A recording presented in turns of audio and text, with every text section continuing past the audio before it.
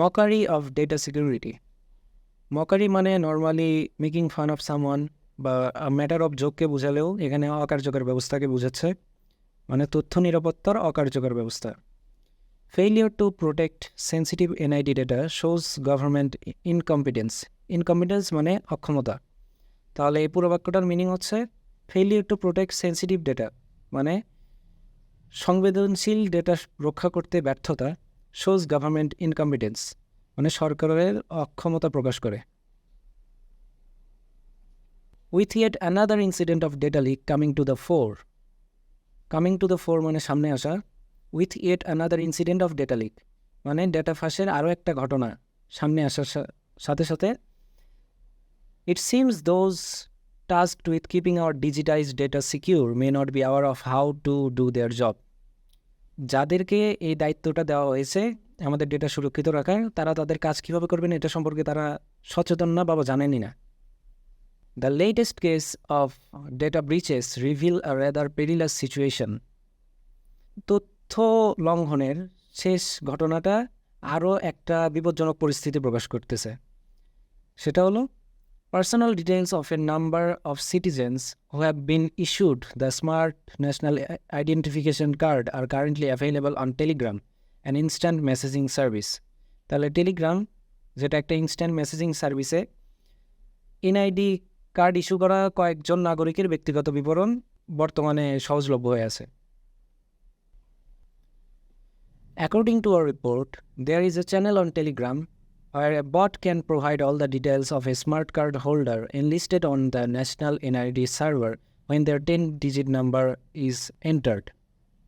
তাহলে according to our report মানে আমাদের প্রতিবেদন অনুসারে there is a channel on Telegram. টেলিগ্রামে একটা চ্যানেল আছে where a bot can provide all the details of a smart card holder. একজন স্মার্ট কার্ড হোল্ডার বা স্মার্ট কার্ডধারীর সকল তথ্য টেলিগ্রাম চ্যানেলের একটা বট প্রোভাইড করতে পারে। Enlisted on the national NID server, যে স্মার্ট কার্ড হোল্ডারের তথ্যগুলো ন্যাশনাল এনআইডি সার্ভারে এনলিস্ট করা আছে। When their 10-digit number is entered মানে তাদের 10 ডিজিটের যে নাম্বারটা ওটা যদি প্রবেশ করানো হয় তখনই ওই বটটা পুরো ডিটেলস শো করতে পারে।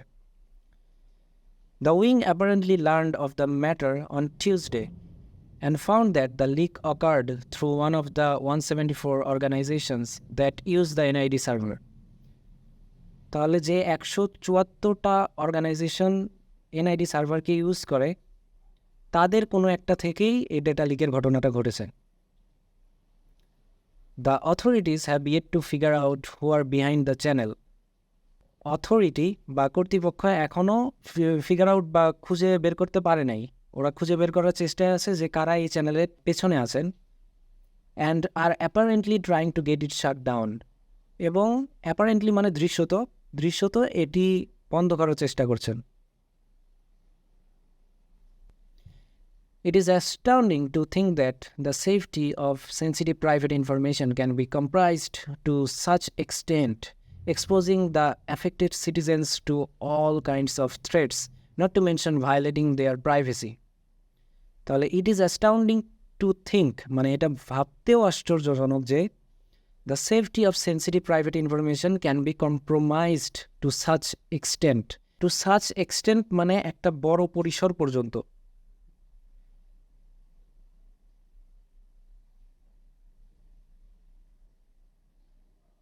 মানে এই সংবেদনশীল ব্যক্তিগত তথ্যের নিরাপত্তাটা এতটাই আপোষ করা হয়েছে যে exposing the affected citizens to all kinds of threats. Affected citizens মানে ক্ষতিগ্রস্ত এই নাগরিকদেরকে exposing to all kinds of threats মানে সব ধরনের হুমকির সম্মুখীন করা হয়েছে। Not to mention violating their privacy, তাদের গোপনীয়তা লঙ্ঘনের কথা উল্লেখ না করেই। The data includes names of card holders, names of their parents and spouses, photos, phone numbers, birth dates, permanent and present address. এই তথ্যটা ইনক্লুড করে বা তথ্যের মধ্যে রয়েছে কার্ডধারীর নাম, তাদের পিতামাতা এবং স্পাউস মানে স্বামী বা স্ত্রীর নাম, ফটো, ফোন নাম্বার, জন্ম তারিখ, পার্মানেন্ট অ্যান্ড প্রেজেন্ট অ্যাড্রেস মানে স্থায়ী এবং বর্তমান ঠিকানা, এটসেট্রা ইত্যাদি all of which are up for grabs by anyone with an ill motive, মানে যার খারাপ উদ্দেশ্য আছে, ইল মোটিভ, এমন যে কেউ এই তথ্যগুলো গ্র্যাব করতে পারে বা চুরি করতে পারে। Be it identity theft or murder, হোক তা পরিচয় চুরি বা খুন হোক, without the fear of getting caught, ধরা পড়ার ভয় ছাড়াই। But what is more distressing is the nonchalance with which such data breaches are being dealt with. Non-challenge মানে একটা খারাপ পরিস্থিতির মধ্যেও কামনেস বা রিল্যাক্সড অবস্থা ধরে রাখা, যেটা এখানে বোঝাচ্ছে অসারতা বোঝানো হচ্ছে। উইথ সাচ ডেটা ব্রিচেস মানে হলো লঙ্ঘন।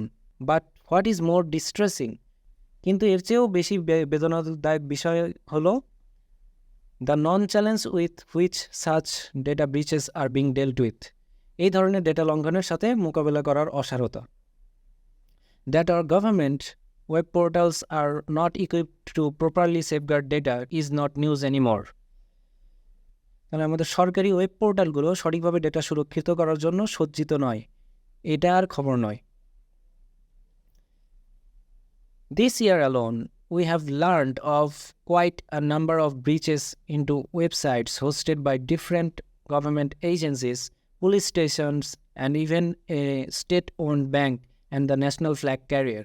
তাহলে এই বছর আমরা বিভিন্ন সরকারি সংস্থা, পুলিশ স্টেশন, এমনকি রাষ্ট্রীয় মালিকানাধীন একটা ব্যাংক এবং জাতীয় পতাকাবাহী সংস্থার দ্বারা হোস্ট করা ওয়েবসাইটেও বেশ কয়েকটি লঙ্ঘনের কথা জেনেছি। Yet, despite heavy criticism, there seems to be little effort by those in charge to address the vulnerability by employing stronger, more effective security measures. Yet, মানে তবুও, despite heavy criticism, মানে প্রবল সমালোচনা সত্ত্বেও, there seems to be little effort, মানে দেখা যাচ্ছে খুবই কম effort by those in charge, দায়িত্বপ্রাপ্তদের দ্বারা, টু অ্যাড্রেস দ্য ভালনারেবিলিটি মানে ভেদ্যতা বা দুর্বলতা বোঝাচ্ছে এখানে। টু অ্যাড্রেস দ্য ভালনারেবিলিটি মানে দুর্বলতা মোকাবেলায় খুবই কম এফোর্ট দেখা যাচ্ছে। By employing stronger more effective security measures, যেখানে তাদের আরও শক্তিশালী আরও কার্যকর সুরক্ষা ব্যবস্থা নিযুক্ত করার কথা ছিল, সেখানে দায়িত্বপ্রাপ্তদের দ্বারা দুর্বলতা মোকাবেলার খুবই কম প্রচেষ্টা দেখা যাচ্ছে।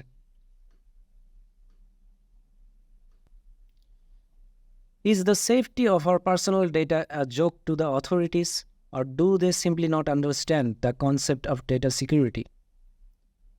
তাহলে is the safety of our personal data a joke to the authorities? কর্তৃপক্ষের কাছে আমাদের ব্যক্তিগত তথ্যের নিরাপত্তা এটা কি একটা হাসির বিষয় বা তামাশা? Or do they simply not understand the concept of data security? অথবা তারা কি ডেটা সুরক্ষার বিষয়টি বোঝেই না? Given the frequency with which citizens' personal information is being exposed, both situations seem likely. Likely মানে সম্ভাব্য, আর frequency মানে যে হারে ঘটনাটা ঘটছে। তাহলে given the frequency with which citizens' personal information is being exposed, মানে নাগরিকদের ব্যক্তিগত ডেটা এক্সপোজের ঘটনা যে ফ্রিকোয়েন্সিতে হচ্ছে, উভয় পরিস্থিতি সম্ভাব্য বলে মনে হচ্ছে। The state of affairs is absolutely unacceptable. State of affairs মানে হলো a set of circumstances বা পরিস্থিতি বোঝায়। তাহলে this state of affairs is absolutely unacceptable মানে এই পরিস্থিতি বা অবস্থা একেবারে অগ্রহণযোগ্য। A mockery of the government's much publicized mission to build a smart Bangladesh. Smart Bangladesh গঠন করার সরকারের যে ভুল প্রচলিত বিষয়টা, এটা এখন একটা উপহাস মনে হচ্ছে। Each time, the government actively invested resources into making all state portals or websites secure. Each time বা it is high time, এই ফ্রেজটা যখন বাক্যের শুরুতে থাকবে তখন রুল হচ্ছে বাক্যের ভার্বটা পাস্ট টেন্সে নিয়ে যেতে হবে। মানে ইটস টাইম বা ইট ইজ টাইম বা ইট ইজ হাই টাইম আছে বলে এই বাক্যে ইনভেস্টকে ইনভেস্টেড পরিণত করা হয়েছে। It's time the government actively invested মানে এখন সময় এসেছে সরকারের সরাসরি বা সক্রিয়ভাবে বিনিয়োগ করার invested resources into making all state portals or website secure. তাহলে সব রাষ্ট্রীয় পোর্টাল বা ওয়েবসাইটকে সুরক্ষিত করার সময় এসে গেছে। It must prioritise the safe keeping of citizens personal information. তাহলে নাগরিকদের ব্যক্তিগত তথ্যের সুরক্ষাকে প্রায়োরিটাইজ বা অগ্রাধিকার দিতে হবে। That's all for today. কাল আবার দেখা হবে আগামীকালের এডিটোরিয়াল নিয়ে।